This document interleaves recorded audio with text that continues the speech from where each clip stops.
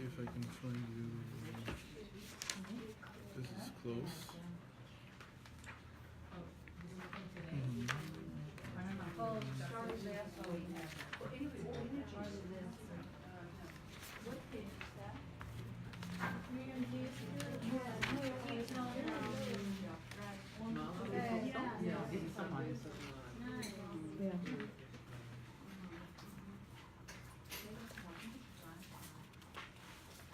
So this is close, Okay.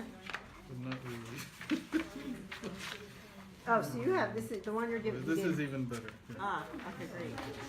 So Sally, here, take the. I might. Wait, it's just, oh, it's the front and the I back. have to check two. Yeah, you have the new one. Yeah, that's what we need.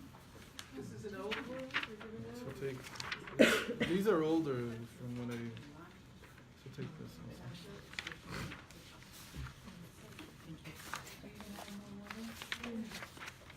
Okay. So since we're coming closer to Shavuos and receiving the Torah, and every year we receive it again, and every year it's on Har Sinai again, we go back to Har Sinai, which is why we sort of try to reenact the actual event by bringing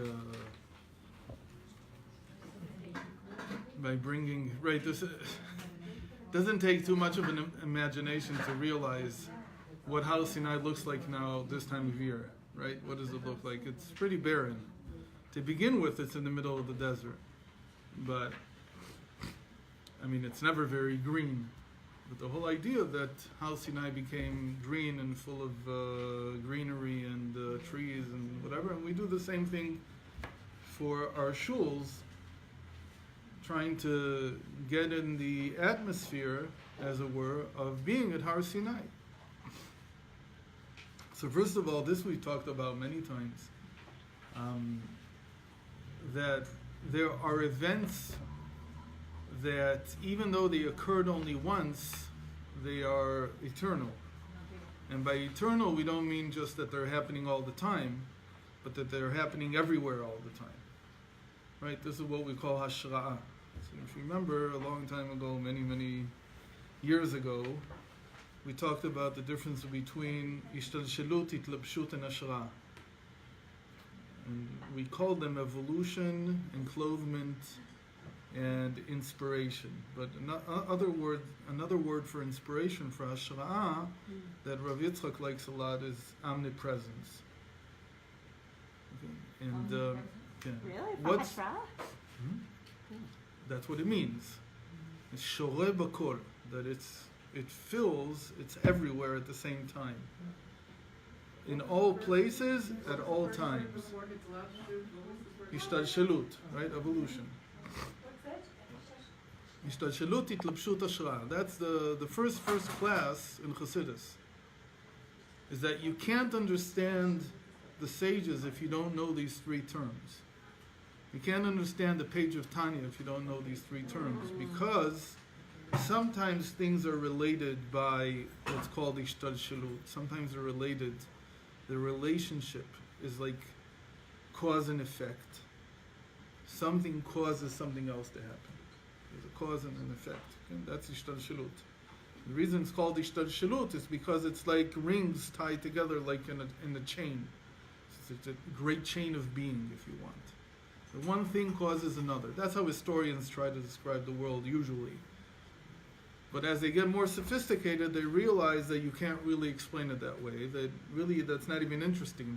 The events didn't really lead from one to the other.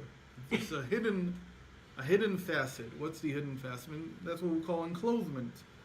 That there is a soul to everything. So sometimes we take these three concepts, ishtalshelut, itlabshut, hashra'ah, and we correspond them to world, souls, and divinity. So when you say something in world, you talk in cause and effect. Now we've talked a great deal about this. When you want to talk about enclothement, that something has an inner dimension, then you're talking about its soul. That's its souls. Everything has a soul. And I don't mean that everything has a soul in the sense that like a human being has a soul. I mean that everything has a soul is that there's divinity inside everything, and that divinity is part of what causes the relationships in the world to be as they are. It's not a cause and effect, it's something else. It's that things are tied together through the divinity. But finally, the highest level is what we call Hashra'ah, and that's divinity itself. And divinity is omnipresent at all times.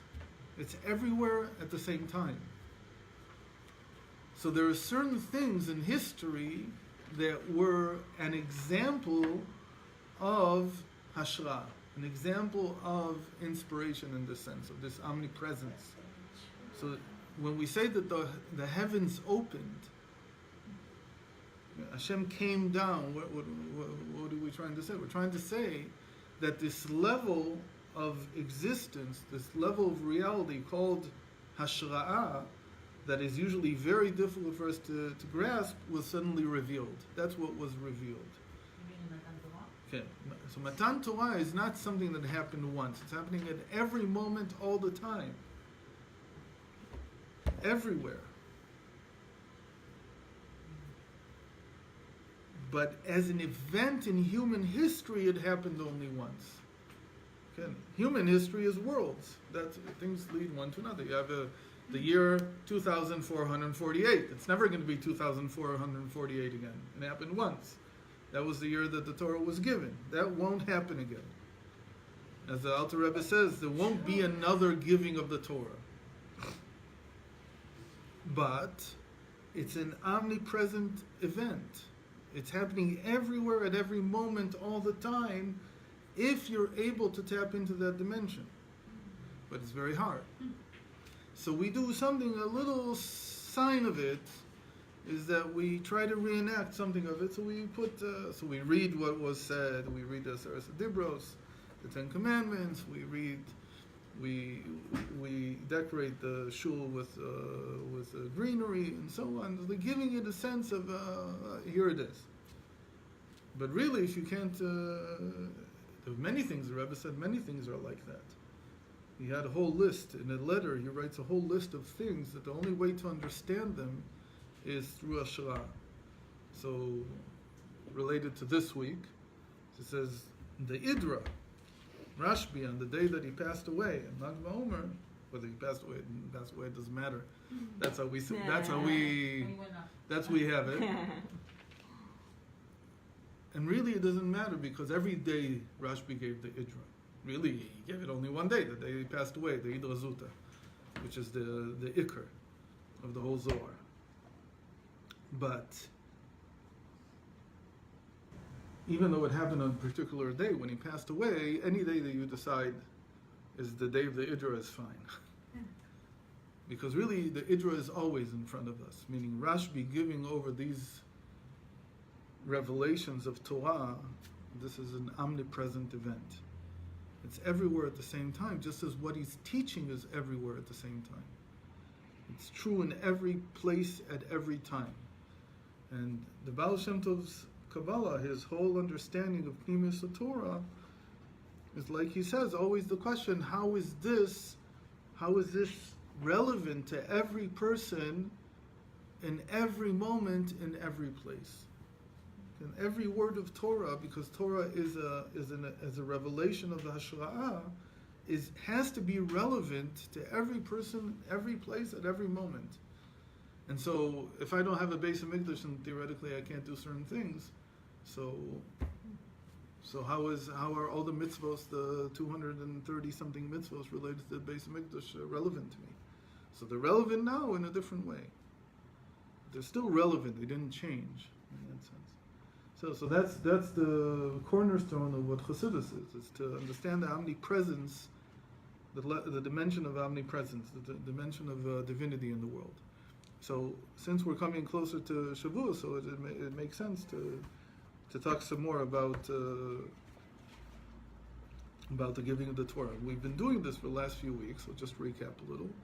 That we said that when you purge, really you're like creating the new Chalal HaPanui, the new empty space, into which then the line will have to enter, the line of infinite light, which is really finite, but holding an infinite light inside it. We said that's really everything that we're learning. That's emunah and bitachon. Creating the empty space is the emunah, is the faith, and being able to bring down a new line, a new kav, a new direction. That's the bitachon. That's the confidence. So we've talked a lot about this, and one thing we didn't do so much is there's a little bit of a small note here, which struck me very strongly because of Har Sinai and because of a sikha that I read on Shabbos. It's note number 6. I don't know if it's 6 everywhere. At least in the old ones it was 6, in the old printings, before I started adding things. So he says here, it's in chapter 1 still. And there's a note? Note, footnote number 6. Number 6 from the text. Okay. So it says here, the letters of Torah also spell she conceived. As in the verse, she conceived and gave birth to a son. And then I wanted to add today where it was, so it says this many times, Vatar vateled ben, but usually the first time it's Vatar le'ah vateled ben. Then it's Vatar bilha vateled ben. Then it's Vatar zilpa vateled ben. And finally in the end it's Vatar vateled ben, and it's talking about Rachel, it doesn't say her name. So, but Vatar vateled, it's very common. But Vatahar, just to be pregnant, to become pregnant, is the letters of Torah. And we said that Torah is Ratzov Vashov, it's the run and return. We said the run is the emunah and the return is the faith, the confidence. The run is the emunah and the return is the bitachon, right? So we talked about this last week about Avraham. Said that Avraham saying, Hen li lo, all that I think, all that I know about the world, everything you promised me, it's all the same to me. Whether you do what you said or you don't do what you said, he purged himself of all his expectations. Every single expectation. It's only you, Hashem. And that's called tzedakah. Now, Hashem related to that like it's a charity. Why? Because that's going above and beyond what a person has to do. Because Avram, until then, nobody had to do anything like that. Noach didn't come and say to Hashem, look Hashem, whatever you do is fine. On the contrary, he's not at all whatever you do is fine. He's the opposite. Because afterwards, after the flood, he comes out and there's nobody in the world. So what does he do? To forget. He gets drunk. That's the other possibility. Either you have emunah or you get drunk. Those are like the two options. Because they do the same thing, basically. They make you forget, as it were, or they make you able to overcome your expectations. But really, what you need, that's why this is the real answer to the number one thing that you have to do. So that's what we don't do Okay? then. So we do it the right way. Because we don't do it in order to lose expectations. We lose expectations we do every day. But the first time that Abraham did it was at tzedakah. It was like he went above and beyond anything that any human being had ever done. That he took all his expectations, and even the ones that Hashem had promised him. He heard it from Hashem himself. I promise you that you'll have a son. And he says to Hashem, whether I have a son or don't have a son, it's all good for me. So that was the emunah, that was the run, that was the purging himself of all his thoughts, all his understandings, everything that he had. Everything was just good. Then he came back down, and he says, Bama eida ki ereshena. How will I know that I will inherit this land then? And we didn't mention this last week, but the Rav has a beautiful gematria on this, that the word eida, how will I know? We talked a lot about that. Knowledge is the opposite of faith. And that faith is keter, it's the emptiness of there's only Hashem. But yadiyah is on the contrary, that it's, I want to know. There's a lot of, all the I is actually in dat. So Eidah in Gematria is equal to bitachon. That's the beautiful Gematria. It's equal to 75. Mhm.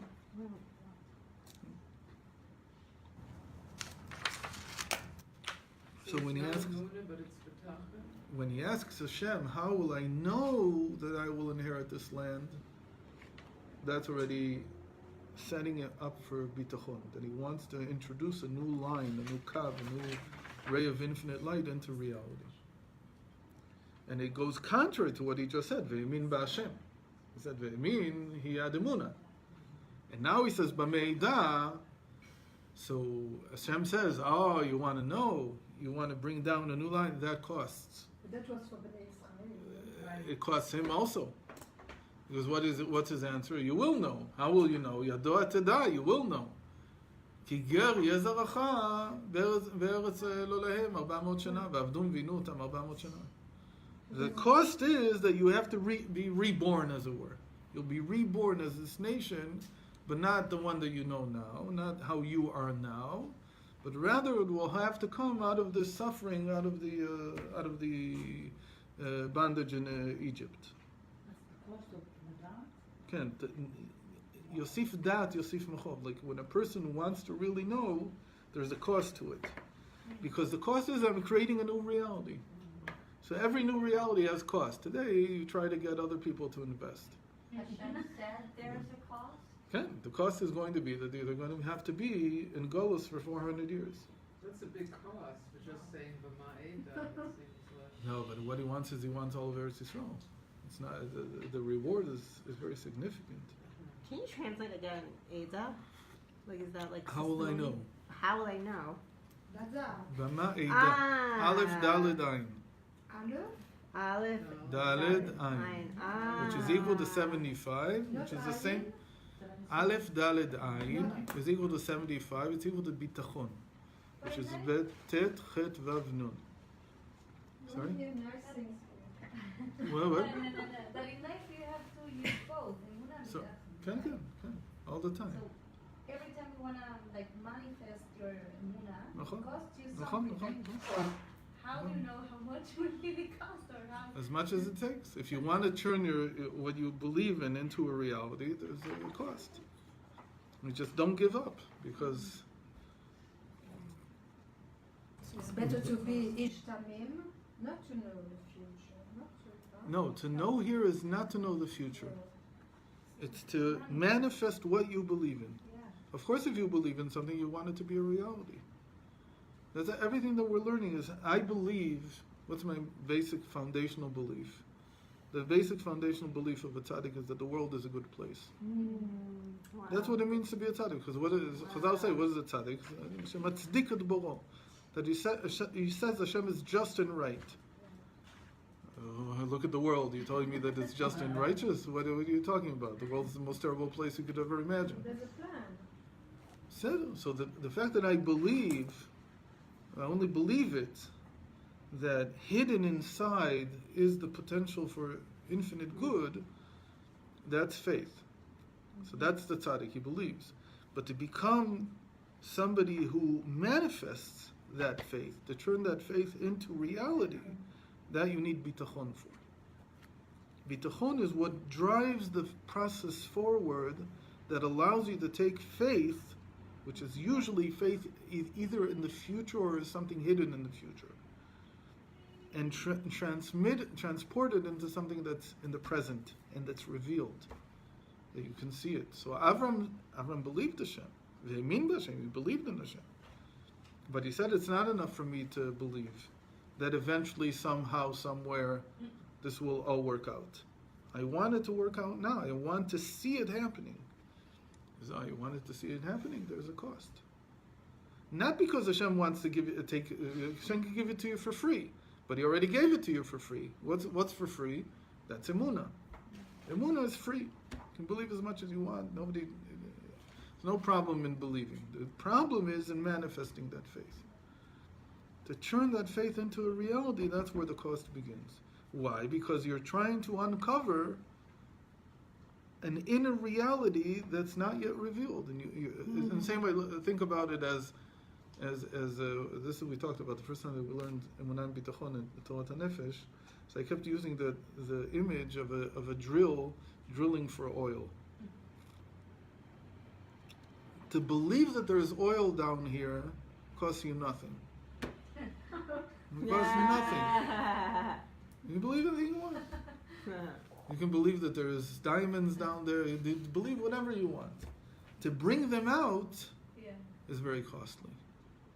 And it's very interesting that today we see that the whole industry that's around this exactly works that way. Which is, we know that there's we believe that there's a lot of oil, a lot of natural gas here, and here. But where do they actually drill? Where they think it's going to cost the least to produce it. That is like production. It's like to turn it into a reality. To bring it out from where it's hidden. So the tzaddik, he believes that the world, of course, is a good place. But that's not enough. So to believe is free. But I want to produce it. I want to show that the world is a good place. I want it to actually be a good place. So that costs. And that's the whole process of Emunah v'Bitachon. But now the whole trick here was, or the whole chap, was that this is a ratzov v'shov, that it's always a run and return. It's not something you do once in your life. So you have to keep doing it. Meaning every time that you started drilling and it didn't work out. You didn't get to what you wanted to get to.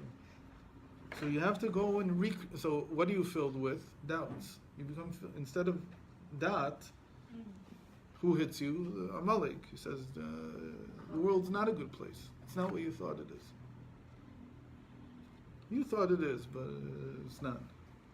So you have to go back to the Ratzah. You have to go back to purging, cleaning out all the doubts, all the, what do you call it, achzavot. Disappointments, everything. You have to completely get rid of it. How do you get rid of it? By going back to Emunah. And Emunah is there's only Hashem and it's all good. But then once you do that, you do a shov again. You come back into reality. Now you have strength again to go back into reality, and you start digging again. You start creating a line again. You start creating a reality again. Until the next time. And we said that don't worry about it, because there's no such thing as drilling for nothing.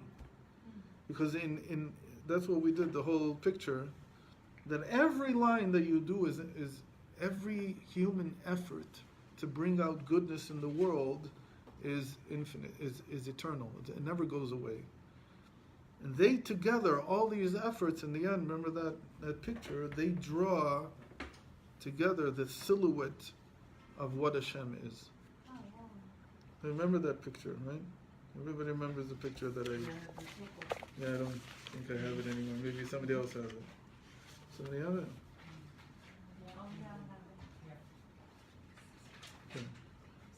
Every line remains. It doesn't go away. All the lines.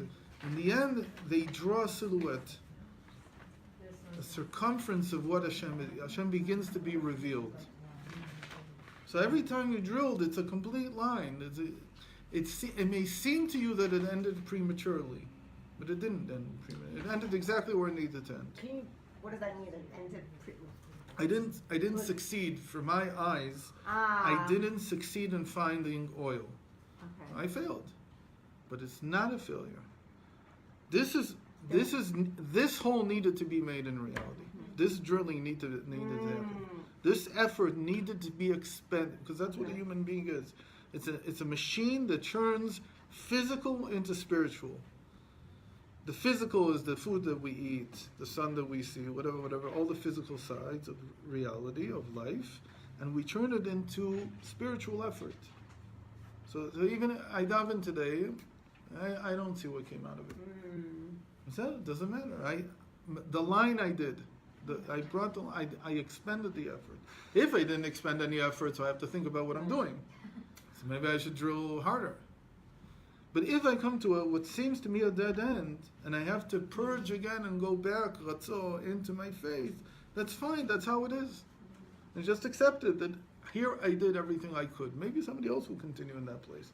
It could also be, but it really will never be in the same place. It'll be somewhere a little bit different. It's like Moshe Rabbeinu not entering the Eretz Israel. Sorry?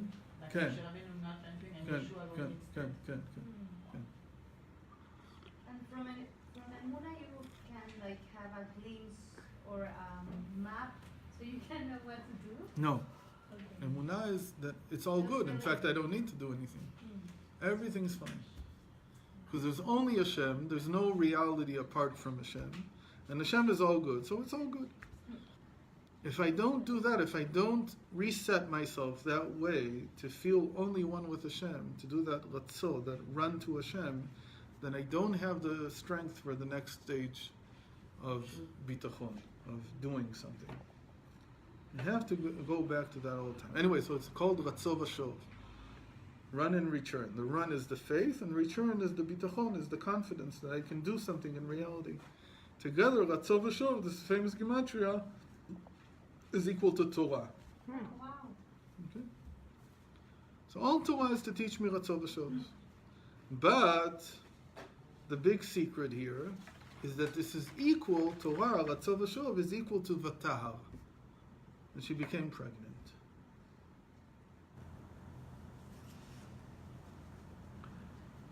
What's the connection to Har Sinai? So we talked about this once, a long time ago.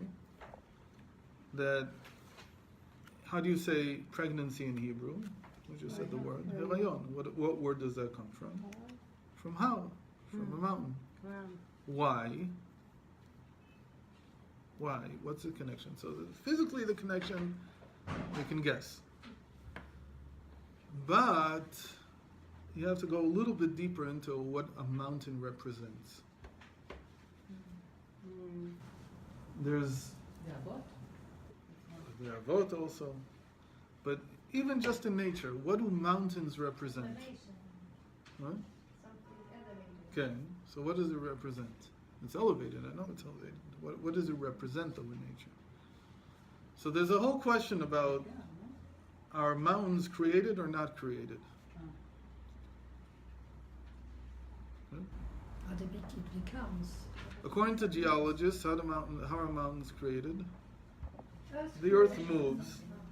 The earth moves, and there's a kvetch. There's what do you call it in English? Compression? Compression.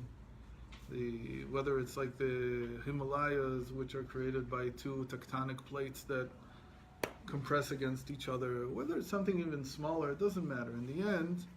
At the end, there's some kind of change. So in Chassidus, it's explained that the mountains represent the vegetable part of the inanimate. The mouthful. In Hebrew, it's Hatzomeach Shebadomeh. So whoever knows Hebrew, it should be easier to understand now what it means. That on the one hand, the earth, Ha'aretz le'olam umadet. What is it trying to say? The earth doesn't revolve around the sun. That's not what it's trying to say. It's trying to say that earth represents that which is inanimate. That's what it represents. Nobody's talking about what it is, how it is. We don't know. Some people care, some people don't care. So the earth is inanimate. Inanimate, by definition, does not move, does not change. So there's two levels of change. One level of change is called tzomech. A vegetable or a plant will grow, but it won't move. So the mountains represent growth in the inanimate, but not yet movement. But what they've done is that they've shown that even the inanimate can elevate itself to the next level of taxonomy, the next level of existence. That above the inanimate, there's the vegetable, there's what grows. Above that, there's what moves. Did the mountains ever move? Yes. Did they actually ever move like animals? That's what we say. What do we say happened at Matan Torah? What do we say in Hallel? What do they say in Hallel? Every והרים time. רקדו. כן, הרים רקדו כאלים. They danced like sheep. So what are we saying there? What are we saying? They dance like sheep. That the mountains themselves, because there was a revelation of what we call Hashra, of the omnipresence and continuous revelation of Torah, because that showed up in reality, so they were even elevated to a higher level than they usually are. Usually the mountain is a symbol of the vegetable and the inanimate. But during Matan Torah, they skipped even one more level, and they moved. Again, did they move? I don't know if they moved. Doesn't matter whether they moved or not. What David HaMelech is trying to say in Tehillim is that the mountains now revealed even a higher aspect of reality. That they were now like a sheep moving around. So what is he trying to say? He's not trying to say that they became a sheep. It's an image. He's trying to say that all of reality moved up. They also decorated themselves. So he grew, so again, that's like revealing his inner nature to grow. But he's already the growth in the end. In other words, what the mountain by itself is trying to reveal to me is that from whatever state you're in, it's possible to move to the next one. So the inanimate, usually the inanimate cannot become something that grows. But the mountain is a growth in the inanimate. It's like a push upwards. It's trying to ascend from the level that it was at to the higher level. What's the example in a human being? That first when you're born, so what are you? You're a vegetable. Okay? You sit there and you even make, if you've seen how babies move their hands, what do they move their hands like? They move their hands like branches in the wind. Because that's all they are. They can't even move yet. Right? And then at 6 months, 7 months, suddenly they begin to move. It become mobile. But at 2 years, then it really, the vegetable here starts to speak. And so it transfers to an even higher level of existence. So so what is the Hirayon? The Hirayon is to say, the pregnancy is really to say that even in my inanimate state, the mother in this sense is like inanimate, because there's not another form of life here. Why we're so impressed by when they start kicking or something like that? It's moving. It's not moving. It's not moving because again, it's not immobile. It can't move yet because it's stuck there. But what it's doing is it's beginning to show that it's vegetable within the inanimate. So my kidneys, or if I had a womb, my womb is inanimate. It's not alive. It's not, relatively speaking, it's not going anywhere. It's not supposed to grow. It's not supposed to. But now it's growing. Look at it. It's suddenly you're seeing that life by definition is something that wants to break into the next level all the time. So that's. So what are we saying here? That the whole process of Ratzov Vashov, of run and return, of faith and confidence, that's what breaks you into the next level. That's how you give birth to the next you. That's what? Is that like Shabbos? Ken, Shabbos is like in time. That every time that I want to, the new week is not a repetition of the previous week. It's something new altogether. But to give birth to it, I have to go back into this purging state, where I say I'm not involved in creating anything new now.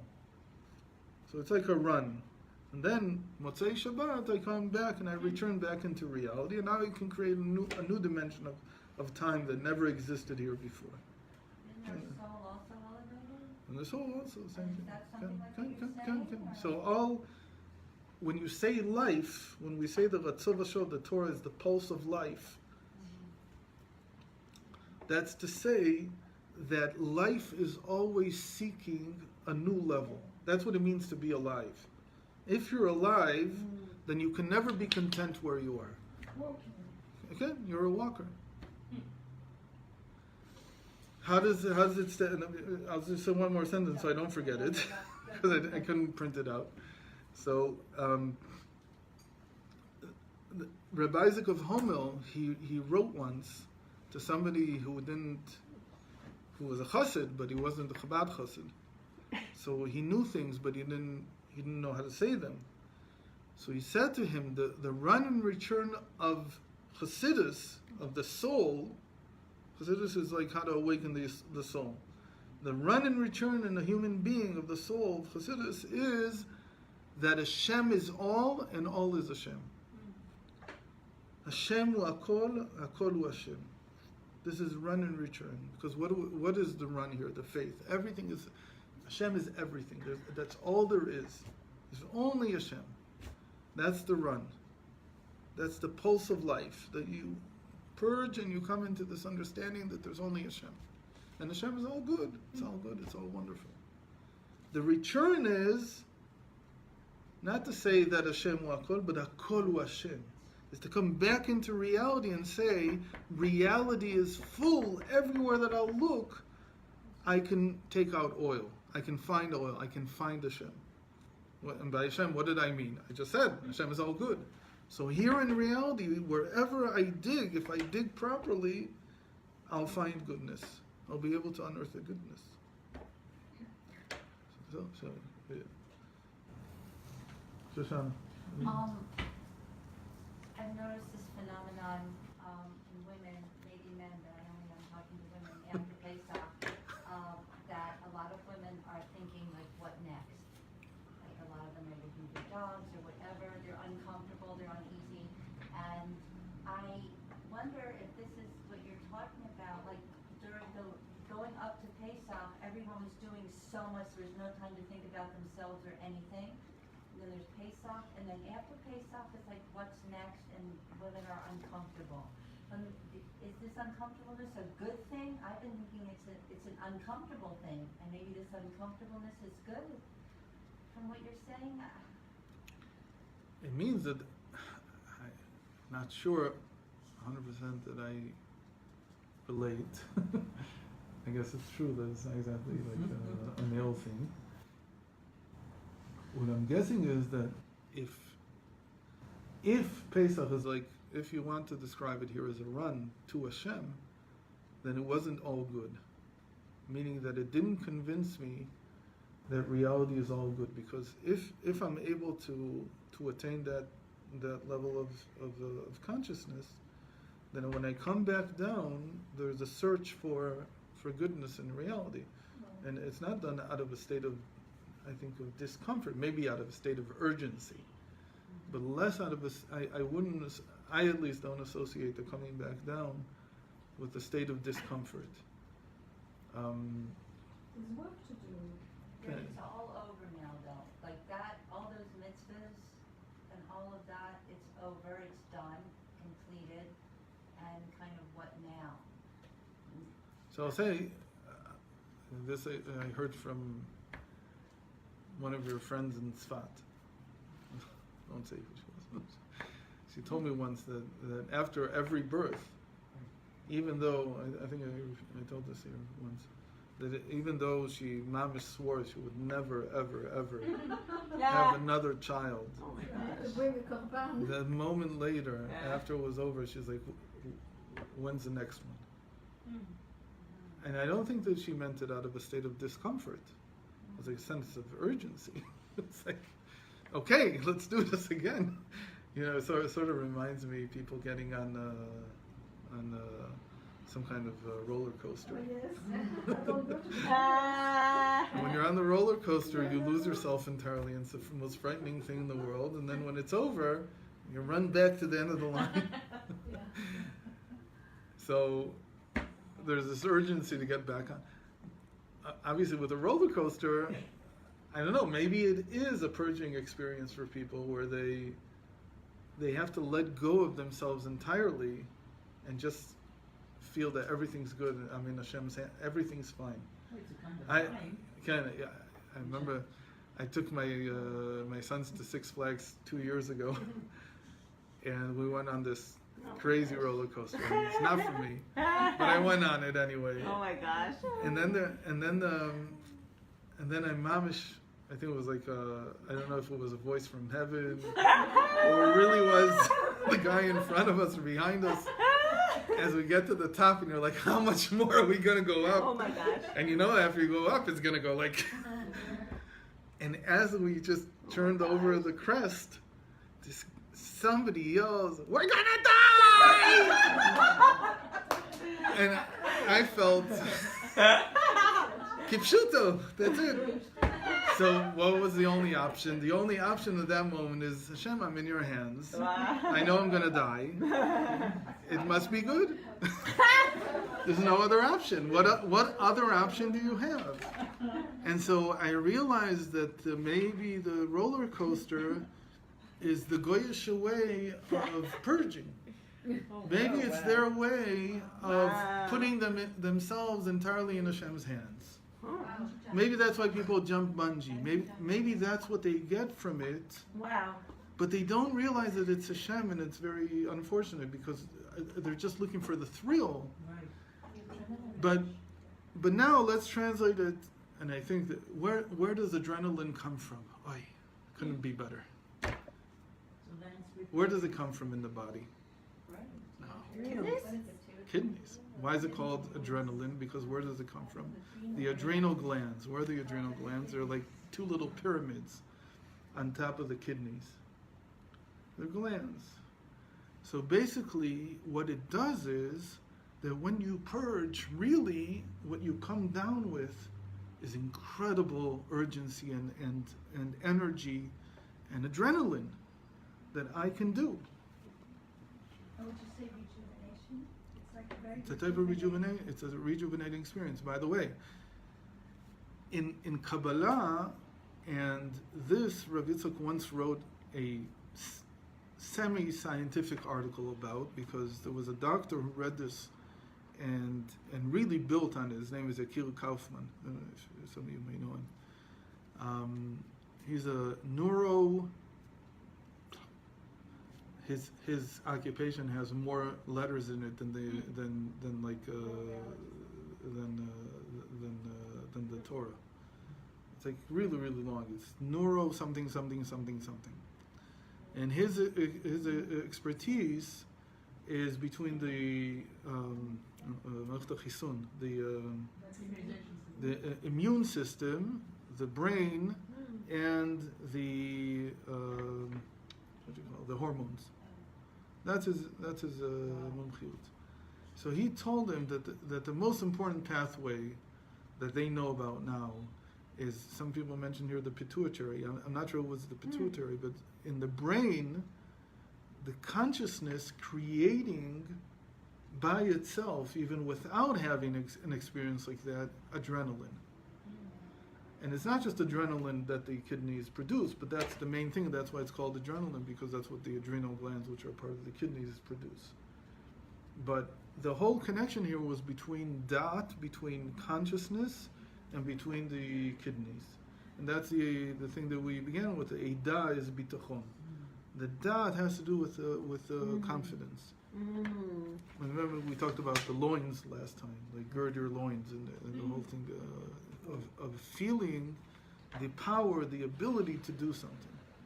So it might be that the reason that they finished the roller coaster, and it's like it's a death-defying experience, and they run to the end of the line because they want the adrenaline rush again.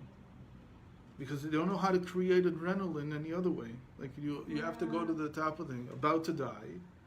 That's the ratzol, like the going into faith. But they don't know what faith is. So instead, it's like throwing yourself in the hands of this roller coaster. The roller coaster becomes Hashem. I'm in your hands. Everything's good. That's not good. We're going to die. But the adrenaline rush that comes after that is what they're looking for. And that gives them a feeling that they're invincible, that they can do anything that they want. Yeah. So if Abraham hadn't asked for Ma'eda, what was another possible scenario? He'd stay in the state of Hashem. It's like the state of call it lethargy, of just being lethargic. It's fine. Everything's fine. It's like a Buddhist. So it was good that he asked that. He can. He had to. It Otherwise, seems it like wouldn't be it's Avram. presented sometimes he was punished for asking. I said you can look at again. While I was preparing, so I listened to Rav Effie's class. Rabbi, who's Effie. You had to hear somebody before me. Yes. I'll introduce you next time. So I don't know. I guess I say the same things, but they're very powerful statements that you have to use reservedly. He said the religious world doesn't like saying these things. Okay? There's certain things that the religious world doesn't like to think of. So when you talk about God's vulnerability, or what he called God being captive, Melech Asur Baratim, that's the immanent nature, that's the immanent dimension of Hashem. That dimension is very vulnerable. And it's up to you to make it what it will be. Hashem there is dependent. He decided. He took upon him. He captured himself. He incarcerated himself in us. And he said, whether I will be present in the world or not, in my immanent sense, in the Memale Kol Amin, that's dependent on you. I'm incarcerating myself. I'm placing myself under your arrest. And you decide what you do with me. So these are unpopular things to say, because a lot of the religious world, unfortunately, is very backwards. It only knows about transcendent. It only knows Hashem is the one who commands, which is also true, and they exist together at the same time, both dimensions. But if you don't realize that there is an immanent dimension, you're missing half of your relationship with Hashem. Of course, in that half, you're the Balabait, and he's the, as it were, tied up. Hashem says, I need you. Hashem says, I need you. Avodat tzorech gavah. That your service, I need it. So it's not very. Until Chassidus, it was truth. It wasn't Chassidus that invented this. It was a Kabbalah, just regular Kabbalah. But here, so what we were saying is that yes, it's not. I mean, the only way that the regular religious reading sees this is as a punishment to Avram. But the way that you have to advance forward is to understand that he took it upon himself. It's not a punishment in the sense that no, you shouldn't have said this. It's a consequence. And it's a consequence that he knowingly takes upon himself, knowingly, pun intended. He knows the meaning. You can decide not to ever get on the roller coaster. It's a legitimate decision. You can decide that reality is not worth fighting for. You can decide that I'll sit aside, everything will be okay. Who was like that? Noach. But we see that in the end, he couldn't say everything's okay because he couldn't handle it. It's like you have two options. What are you going to do? One option is sit aside and wait for Hashem to redeem the world and grin and bear it and keep saying Hashem is good. But from Noach, we know that approach doesn't usually work and usually break in a different way. And you stop believing in Hashem, and you stop believing in the inherent goodness of the world. The other option is, are you willing to dig? Are you willing to know? Are you willing to return into reality? And use the adrenaline that you've gathered from your purging, from your faith, and use that adrenaline to change reality. And again, to change it doesn't even mean to create anything new. It is just to reveal the inherent goodness that's inside it. It's waiting to be revealed. Because that's how Hashem created it. That's what you learned when you were in your run. That it's all good. Okay.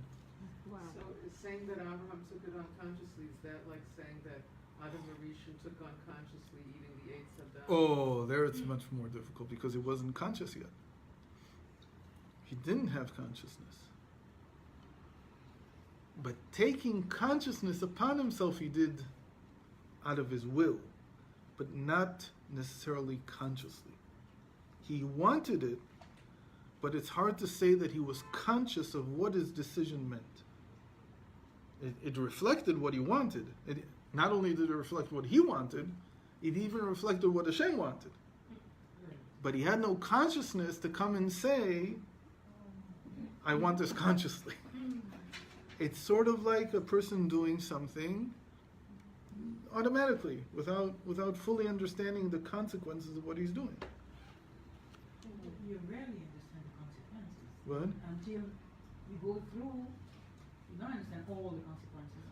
Okay. So you The follow. consequence that he understood was the wrong one. Ah. What was the consequence that he understood? It's the one that what the serpent told Eve, that you'll be like God. What he didn't understand is that he was already like God. He didn't need to. That was the wrong thing to look for.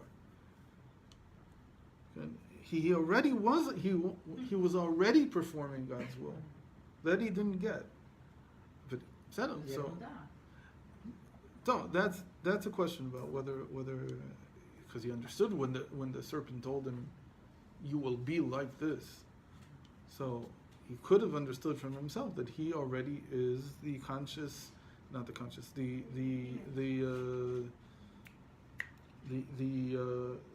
active agent of Hashem.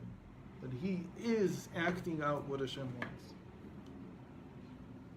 He should have been able to understand that, but he wanted not to be the agent. He wanted to be Hashem himself, but he didn't realize that that's not part of the deal.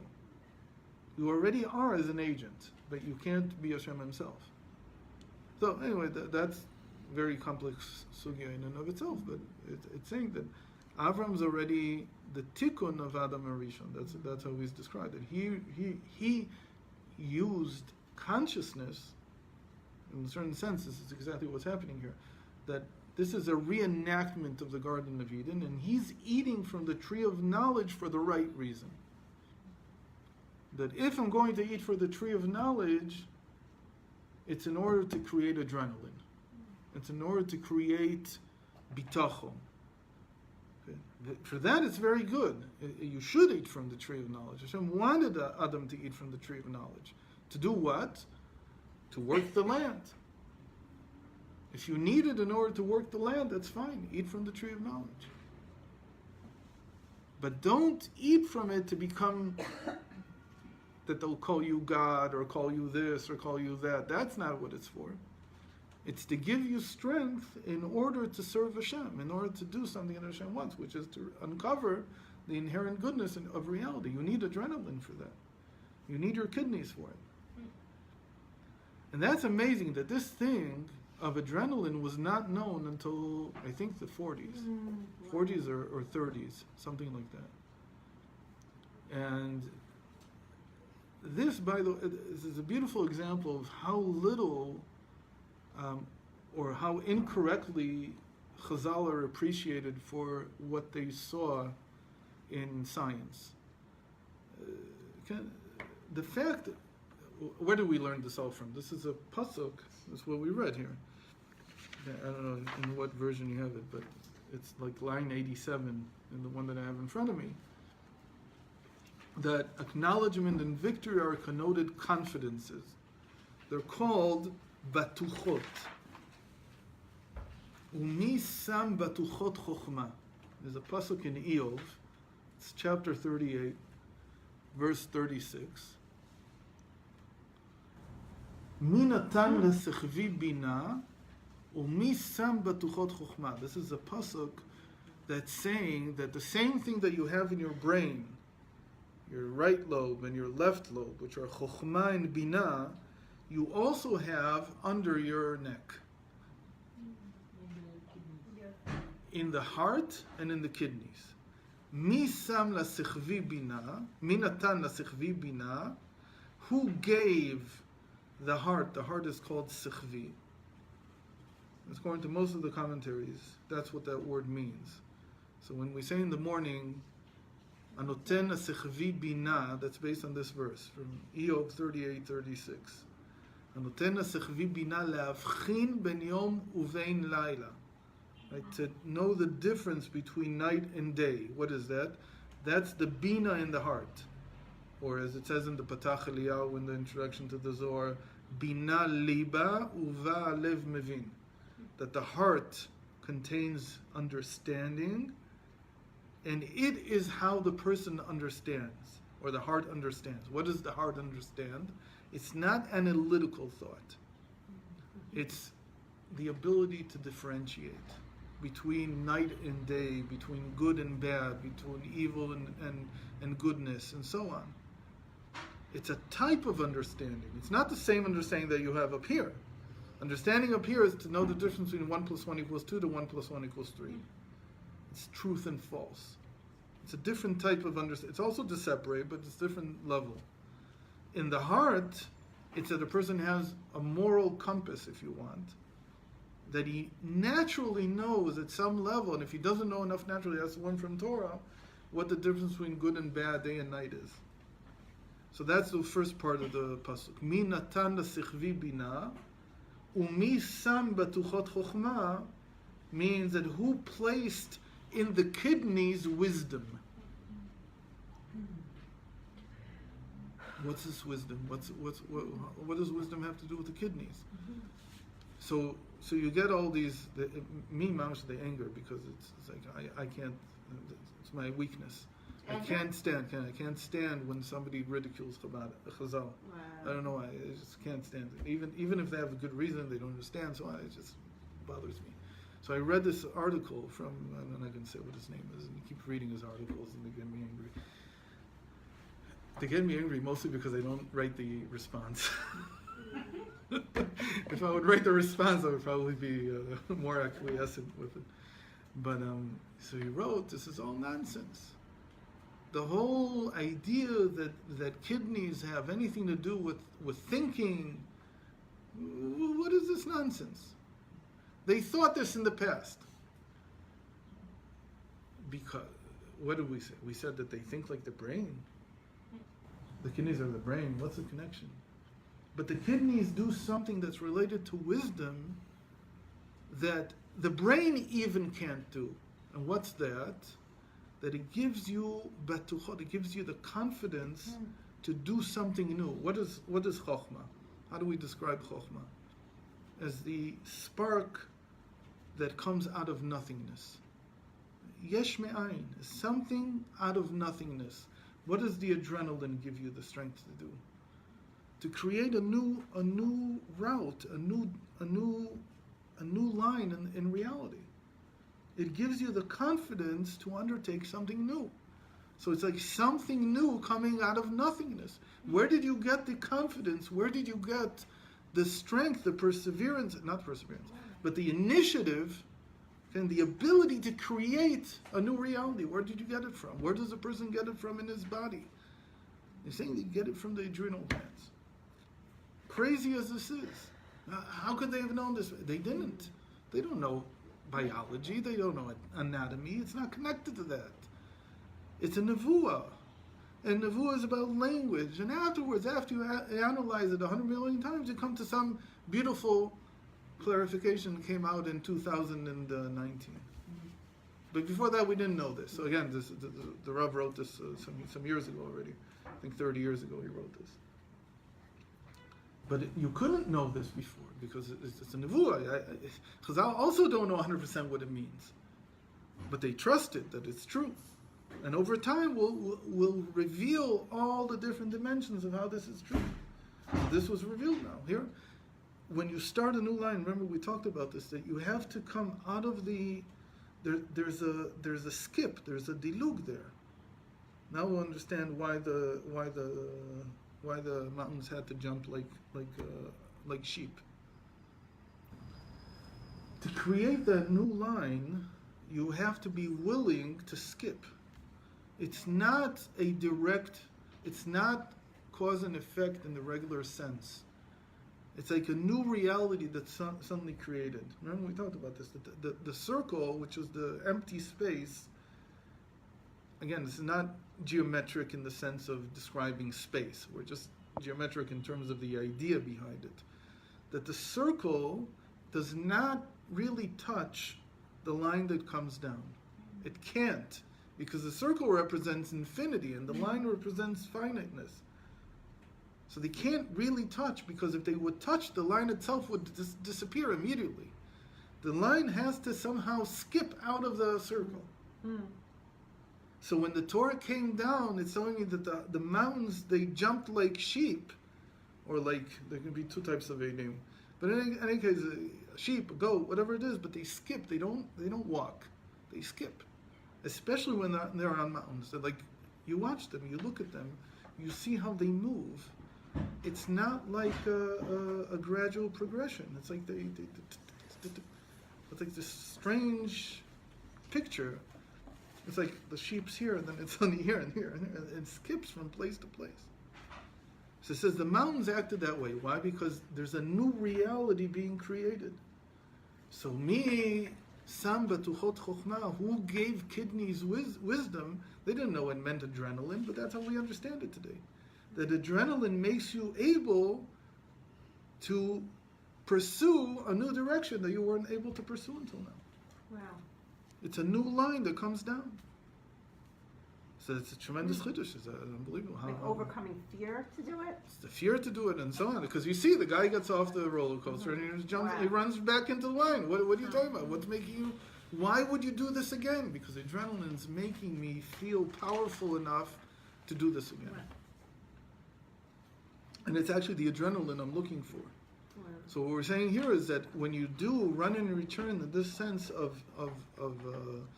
faith and confidence, the confidence that is the result is much healthier because it comes out of faith. You don't have to go up a roller coaster. You don't have to actually die. That's the main thing. You don't have to put yourself at risk. But in a certain sense, you understand that you're purging enough that it's as if you died. All my expectations are there. Everything that I had. And the only thing that's here, that's keeping me here between heaven and earth, is Hashem. And Hashem's all good. So purging is like that moment when you're just over the crest of the roller coaster, at the top of the first aliyah, and you're about to come down, but you're not yet falling. But at that moment, you're held between heaven and earth, and everything's good. Hashem's good. Everything's good. When we begin to come down, the adrenaline begins to come on. That's the ability now to actually initiate something new in your life and begin something new. This is an incredible thing that a person. So, if you want to see if a person is doing emunah v'bitachon correctly, you need to measure the adrenaline levels in the blood. But You see, you can mamish measure it. If he's creating, adrenaline means many things, by the way. yeah. The first thing that you see is a change in heart rate. There's many things that adrenaline does, but it does it instantaneously almost. There's a lot of things that can happen at that moment that you can measure to see if the person is actually coming out of a state of emunah, or whether it's just like, oh, okay, sad.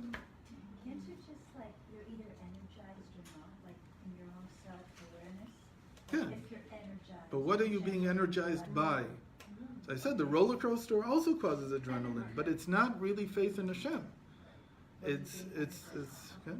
You can be energized like Adam Arishon. He ate from the tree of knowledge, but for the wrong reason, meaning he was seeking his own self-aggrandizement, that I'll be like Hashem. And comes here Avraham and corrects that. He rectifies that whole state by saying, "Bameh eda ki irashena." Why do I want to have this land? For you, for the mitzvos that I can do here, to do your will. Not for me. I don't need it. I'd rather sit like Moshe Rabbeinu. In the end, he says, "Settle. What can I do? You don't want me to do it. You don't want me. I'm not going to continue arguing with you forever. Because in the end, I want to do what you want me to do." You're right, 515 times I tried, I energized again and again and again, I want to do your will, I want to do your will. So he said, "Al tosef od daber alai b'davar hazeh, don't speak to me anymore about this." Fine, I accept. That's it. No, it's Yeah. not But gonna happen. what's the difference between good anxiety and there's a difference? So it's not anxiety. Why call it anxiety? I'm saying like you I'm could saying be call it that being energized. energized even if it's scary, but you're doing your hashtalis, you're doing something. Like when do you know what?